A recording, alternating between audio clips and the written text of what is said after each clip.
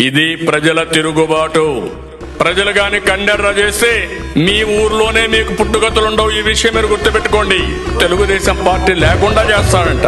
నిన్ను పుట్టించిన దేవుడు వల్ల కూడా కాదు. కబద్దార్, జాగ్రత్తగా ఉండమని హెచ్చరిస్తున్నా. చెరపెట్టిన చల్ నిలబడ్డడురా, భయపెట్టిన చల్ బ్రతికున్నడురా.